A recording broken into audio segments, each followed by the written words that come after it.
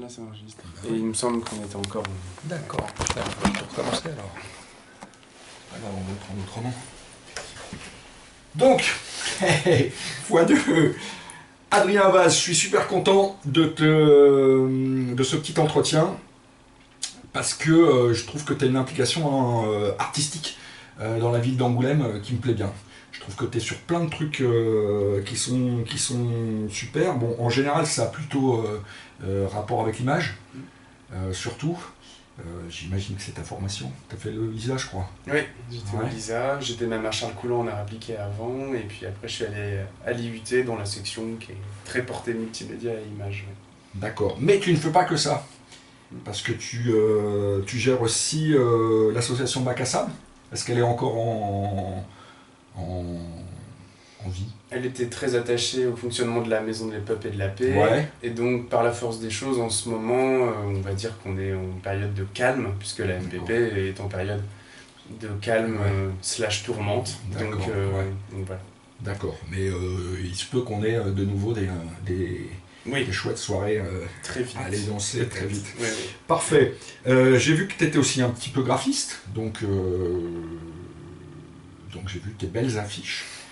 Ça, pareil, c'est un truc que tu fais comme ça. Tu as une formation ou c'est Bah, j'ai toujours aimé ça.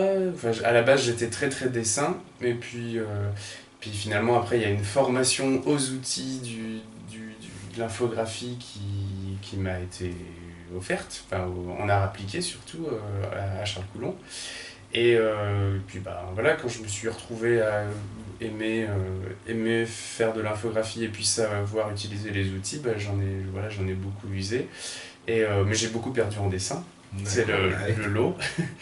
Et oui, du coup, il m'arrive beaucoup de faire des affiches, surtout, ben, c'est très pragmatique, hein, c'est quand il n'y a pas possibilité de faire appel à des gens dont c'est vraiment le métier. Eh bien, j'essaye de me débrouiller tant bien que mal avec ce que je peux et ce que je sais faire. Voilà. Bon bah écoute, d'après ce que j'ai vu, tu te débrouilles plutôt pas trop mal. Hein. Moi j'aimerais qu'on revienne sur ta carrière d'acteur à travers les Mad Lord. Alors déjà je voulais savoir, c'est tes premières apparitions en tant que comédien ou t'as aussi cette petite... Non, bah alors la première, en vrai de vrai, les premières fois où on m'a proposé de jouer dans des films, c'était quand j'étais au LISA et que j'étais en section cinéma et qu'il y a des amis de la classe, des copains, des camarades qui m'ont demandé de jouer. Et que bah, en fait ça m'est apparu très très facile parce que très très plaisant et parce que j'étais super à l'aise devant la caméra. Depuis ce moment-là et jusqu'à aujourd'hui, Quentin et Marie en témoigneront, j'ai quand même du mal à faire tout ce que les vrais comédiens font, à savoir bien apprendre du texte et se concentrer sur des mouvements qui vont être les mêmes prise après prise. Donc voilà, mais pour le reste, oui, effectivement, bah, ça a commencé au LISA, et puis ça a continué un petit peu chaque année, un petit peu de temps en temps quand des amis avaient vu ce que j'avais fait avant et voulaient me reproposer de jouer. Et puis bah, jusqu'à dernièrement, voilà, les Mad Lord saison 2. D'accord, alors c'est marrant parce que je trouve que tu as une espèce de... En tout cas ton personnage, tu as une espèce de fluidité et tu fais vraiment partager une espèce de joie d'être là et c'est chouette. Comment on se retrouve dans les Mad Lord? Donc c'est parce que tu connaissais Quentin, parce que comment ça s'est passé? Oui, je connaissais Quentin parce que quand je suis parti du bac du LISA, lui il est arrivé en BTS et on avait, il y a des gens qui sont restés au LISA et qui sont passés en BTS et qui étaient dans la classe de Quentin, donc j'ai eu des amis en commun qui nous ont fait se rencontrer avec Quentin. On est d'abord devenus très amis, et puis ensuite, avec Marie, que je connaissais déjà un petit peu avant, mais que je côtoyais moins, en fait, c'est vraiment les Mad Lords qui m'ont fait connaître pour de vrai Marie. Du coup, voilà, il m'a proposé ça, et c'est vrai que dès le 3e épisode, je crois, Quentin a commencé à écrire surtout en m'ayant moi dans la tête. Ouais. Donc c'est aussi pour ça la fluidité. D'accord. C'est qu'il a aussi écrit le rôle en sachant quasiment dès le début que ce serait moi qui l'incarnerais. D'accord, d'accord. En tout cas, c'est marrant parce que finalement, c'est quasiment le seul rôle un peu léger, en tout cas dans la première série. Est-ce que le fait qu'il s'appelle Auguste, ça a du sens ou c'est fait exprès ou est-ce que c'est un rapport au rôle de l'Auguste, du clown? Est-ce que toi tu le vois comme ça ou pas du tout? Ou c'est allez hop. Alors, on sait rien du tout. Je sais plus. C'est moi qui ai proposé Auguste à Quentin, qui a D'accord. adhéré aussitôt. Et je crois que, comme à l'époque, il m'avait simplement pitché grossièrement les Mad Lord et qu'il m'avait dit que lui s'appelait Émile, et ben, à mon avis, j'ai dû avoir un flash Ouais, parce que je lis un peu. Enfin, je lis un peu. J'ai dû lire à un moment un texte de Alain, le philosophe, et puis c'était un peu l'époque où je m'intéressais. Et puis je suis allé voir sur la page Wikipédia de Alain et j'ai vu que son vrai nom c'était Émile Auguste. D'accord. Et je me suis dit, Ah, tiens, on va ouais. faire une blague. Marrant. Émile Auguste Chartier, bah tiens, il y a Émile, je vais proposer à Quentin Auguste. Bon, pas mal. C'est un peu plus littéraire que ce que moi j'avais trouvé, mais c'est pas mal. Non, mais Auguste, sinon, pour être un peu moins littéraire, c'est le champion d'arène de la dernière arène de Pokémon rouge et bleu et jaune. Ah ouais, d'accord. Voilà. Ok. J'aime bien les Pokémon feu, donc tu peux dire ça. D'accord, ben je te laisse le truc. Pokémon, moi Bah non. j'ai un petit peu de mal. Enfin, c'est pas du mal en soi, c'est que bon, voilà. Je connais rien du tout. Est-ce que tu peux. Est-ce que je connais pas beaucoup plus Alain non plus, hein, je dois dire à ma grande honte. Est-ce que tu peux parler un petit peu de l'ambiance de cette première série? Comment ça s'est passé? Parce que j'ai cru comprendre en parlant avec Quentin et Marie que bon bah voilà, il n'y avait pas trop de moyens, que vous avez tous fait occuper plusieurs postes. Est-ce que c'était une ambiance sympa? Tu peux balancer. Bah non, malheureusement, je pense que je vais pas trop balancer de choses négatives parce qu'effectivement c'était un vrai projet bien bénévole mais du coup bien motivant entre copains. Moi, de mon point de vue, je l'ai vécu comme un à côté de notre amitié de non productive. Et cet à côté, il était hyper productif et il nous a rendu fiers de se lever tôt ou de se relever tard dans la nuit pour tourner telle ou telle scène, de travailler ensemble à un produit commun et d'avoir cette grande joie sur le moment de travail, même si on sourit pas et que des fois on en chie. C'était une grande joie pour moi en tout cas, et même je pense pour tout le monde, d'être ensemble, et c'est une fierté ensuite de voir ce qu'on a réussi à faire. Et d'épisode en épisode et de saison en saison, vous le verrez bientôt, c'est de mieux en mieux, on est de plus en plus fiers. J'ai cru comprendre que sur la saison 2, il y avait un petit peu plus de moyens. Il y avait surtout une meilleure organisation. D'accord. Il y avait un petit peu de sous éventuellement, effectivement, de la part du Grand Angoulême et un soutien de la mairie qui ont été un peu plus importants, mais tout le monde, nous sommes restés bénévoles. Il y avait un peu d'argent pour qu'on mange un peu mieux et que Marie et Quentin arrêtent de financer la nourriture tout le temps. Et on a eu le soutien plus important de Sisyphe Vidéo et de Mathias Simonet également, qui a fait qu'au niveau matériel, on avait accès à plus de choses. Voilà, après c'est des détails techniques.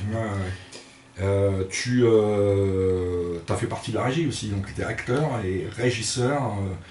J'ai cru voir sur certaines interviews qui circulent sur le net que tu as fait un peu de régie aussi, donc vous êtes peut-être plusieurs postes, c'est là où l'organisation, le rodage a fait que la saison 1, j'ai fait co-comédien. D'accord. Et c'est vrai que la saison 2, comme c'était plus espacé, comme c'était plus su à l'avance, bien organisé, le plan de travail était vachement, je trouve, mieux maîtrisé. Donc du coup, ça m'a permis, moi aussi, et puis surtout pour pas perdre une miette de cette effervescence amicale, mais visuelle, j'étais un peu frustré de ne pas être acteur et de rien faire et de voir les copains tourner. Donc je me suis dit, il faut que je trouve un moyen pour être avec eux quand même. D'accord, pas mal. Et du coup, effectivement, j'ai proposé là où de plus en plus, moi, dans le reste de ma vie, je suis pratiquant organisateur. Et mon métier, c'est aussi de filer des coups de main dans la régie, dans la planification, l'organisation, etc. Donc j'ai proposé effectivement à Quentin et Marie de les aider voilà, en tant que là où je pouvais aider, donc régie, nourriture, transport éventuellement, et puis tout ça quoi. Ouais. T'as fait des super sandwichs dont j'ai vu la recette que je garde pour mes... je voulais savoir qui t'a appris à danser. J'ai pas pris de cours, pardon. D'accord. Mais je pense que mes deux parents, à leur manière, savent très bien danser, donc je pense que ça doit venir de là. Écoute, et puis très vite, à mon avis, on m'a mis de la musique, David Bowie et Frank Zappa dans la tête. Et pour danser, c'est le kiff, c'est super. Ouais. La série 2, donc, qui vient d'arriver. Qu'est-ce que tu peux dire sans trop rien dévoiler de comment ça s'est passé? Ça s'est mieux passé, ça a été plus fluide, ça a été plus rapide. Comment est-ce que ton personnage prend plus de évolue un petit peu? Est-ce que au niveau tournage, tu veux dire déjà production, est-ce que ça a été plus fluide? Comme je le dis, je pense que c'était vachement mieux maîtrisé et que même si c'est allé moins vite, c'était pour attendre que tout le monde soit disponible parce que finalement, je pense que peut-être que Quentin et Marie l'ont déjà dit, mais tout le monde s'est mis à avoir du travail et à mieux réussir dans son domaine, donc tout le monde était un peu moins disponible. Donc il y avait vraiment des périodes où on faisait en sorte que tout le monde soit disponible et c'est là qu'on tournait beaucoup. Mais l'avantage, comme ces périodes étaient espacées, il y avait une bonne organisation en amont, c'était bien préparé. Et ensuite, sur le moment, je trouve que toute cette préparation a permis d'être très pro, d'être très efficace. On n'avait jamais assez de temps, mais ça c'est tous les tournages à toutes les échelles où c'est la même chose. Voilà. Et puis pour le reste, alors là c'est où je vais peut-être un peu te décevoir, c'est que je tiens à quand même être un peu surpris par les épisodes que je vais découvrir, qu'on découvre en ce moment chaque jeudi en avant-première et puis ensuite sur YouTube. Et donc en fait je lis mon texte et je lis mes scènes, mais je me concentre pas sur l'évolution d'Auguste.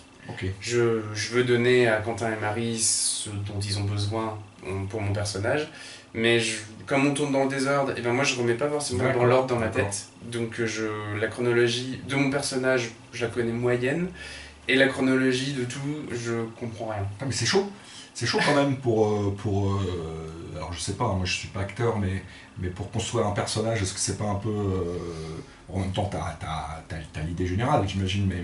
J'ai l'idée il y a trois choses. J'ai l'idée générale effectivement parce que Quentin, avant même qu'on commence le premier tournage du premier épisode de la première saison, il m'avait déjà dit un peu ce qu'il entendait, ce qu'il voulait. Il me le redit, deuxième chose, il me le redit sur tous les tournages. C'est lui qui a Auguste dans sa tête. Moi je suis qu'Adrien et en fait il me dit exactement ce qu'il veut et il n'y a que lui qui connaît Auguste. Moi normalement, mais c'est intéressant, intéressant cette manière. Il y a vraiment une déconnexion entre moi et Auguste. C'est Quentin et Marie qui décident d'exactement comment je vais bouger, etc., comment je vais dire. Et la troisième chose que je voulais dire, et puis que je suis en train d'oublier... C'est pas grave. Non, je ne sais plus. Écoute, c'est pas grave, ça va peut-être te revenir. En tout cas, c'est à la lumière de ce que tu me dis, putain, je trouve que c'est très intéressant cette façon de fonctionner, et d'autant plus ça déclenche d'autant plus d'admiration de ma part, parce que je trouve que c'est non, mais c'est très vache. J'ai la troisième chose. La troisième chose, c'est que Auguste, maintenant je le connais par rapport... quand j'ai commencé le tournage de la saison 2, je connaissais Auguste et je pouvais me comporter comme lui de tout ce que j'avais vu les 10 épisodes de la saison 1. C'était ça le troisième point. C'était que je connais Auguste comme tout le monde le connaît. Donc je me comporte comme il a été dans la saison 1, plus ce que Quentin me dit en changement, en évolution. D'accord. C'était ça. Est-ce qu'on va voir un peu plus ? est-ce qu'il va avoir un rôle un peu plus, pas un peu plus, parce que c'est vraiment, pour moi c'est vraiment le rôle à part, c'est vraiment une espèce de tourbillon qui traverse un peu le truc, il y a ce côté comique, de comédie plutôt, qui est là par rapport aux autres qui sont quand même extrêmement graves et tout, et est-ce qu'il y a, bon, peut-être tu peux pas me répondre, d'après ce que tu m'as dit, est-ce qu'il y a un peu plus d'implication, ou est-ce que tu restes sur le même... Bah, je vais, pour pas faire tort à la surprise que les réalisateurs veulent mettre en place, je vais juste être très factuel. Oui. Et Quentin me fait des petites blagues dans ce sens-là. Auguste est très présent dans la saison 2. D'accord. À l'image, je vais apparaître, peut-être, je crois que c'est ça qu'il me disait, une ou deux fois de plus que le personnage d'Émile. Donc effectivement, je vais être présent. Après, comment je vais m'impliquer? Déjà, je saurais même pas vraiment te répondre si je voulais. Et puis, je veux pas... Non, mais c'est bien, c'est bien. De toute façon, il faut la garder, cette surprise. Ouais. Bon, bah, c'est bien, ça donne envie, en tout cas, d'aller plus loin. Pour terminer, qu'est-ce que serait la suite rêvée de la vie d'Adrien Havas? Là, maintenant, tout de suite, en 2 mots. Quoi? T'as envie de faire quoi? Est-ce que ça t'a donné l'envie de devenir plus acteur? Qu'est-ce que quoi? Adrien, là maintenant, de quoi t'aurais super envie de faire? Quoi? Non, j'ai pas... Par rapport au fait d'être acteur, ça a vraiment confirmé que j'adore ça. Et que on me propose n'importe quoi, je dirais oui, je pense. Enfin, pas n'importe quoi non plus, mais... Oui, méfie-toi. mais d'ailleurs, ça m'arrive que Éric Juillac, mon professeur qui était au LISA, enfin mon professeur du LISA, des fois me suggère à ces terminales audiovisuelles d'aujourd'hui. Donc des fois, je tourne dans les films de bac des jeunes qui sont là, enfin pas là au LISA comme moi il y a quelques années. Donc on sent ce que je veux dire, que j'adore ça, que à toutes les échelles, bien sûr qu'à un moment si quelqu'un d'un casting voyait les Mad Lord et avait envie de me proposer, mais ça serait avec plaisir, mais c'est pas ce que je vais chercher avant tout. C'est vraiment un gros plaisir et je me vois pas faire tout ce qu'il faut pour faire ça professionnellement et puis rentrer dans ce monde-là. Et donc voilà. C'est vraiment que du plaisir. C'est avec plaisir que j'accepterai beaucoup de projets et prendre du temps pour... Bon, voilà, mais ça reste avant tout de l'ordre du plaisir. Mon avenir professionnel souhaité, il est vraiment du côté de la diffusion et de l'organisation de projections et de rencontres avec les artistes, voilà, comme ce que je fais au festival et voilà, dans ces événements-là. Bon bah écoute, super, je crois que j'ai tout. Merci beaucoup. Avec plaisir. Et puis c'est quoi, tous les jeudis, alors je sais pas quand sortira cette vidéo, mais a priori tous les jeudis il y a un épisode des Mad Lord dans un lieu de la ville. Donc on a eu la mairie d'Angoulême pour le premier, là c'est le Buveur d'encre. Et puis Cozy Corner en 3e, alors à part... Voilà, en fonction, de toute façon, je vais dire quelque chose qui fait que n'importe quand la vidéo sorte, ça sera vrai. Et ça c'est bien. C'est jusqu'au 12 décembre qu'il y a des projections. D'accord. Ouais, donc après, des nouveaux épisodes en avant-première. A priori ça va le faire. Voilà, 12 décembre 2019. Et donc n'hésitez pas à aller soutenir cette web série angoumoisine.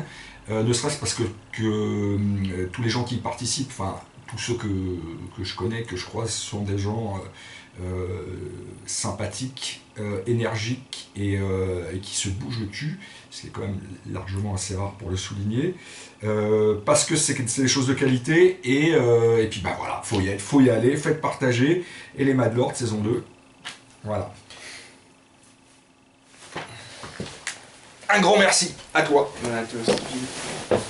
C'est pas hyper conventionnel, hein.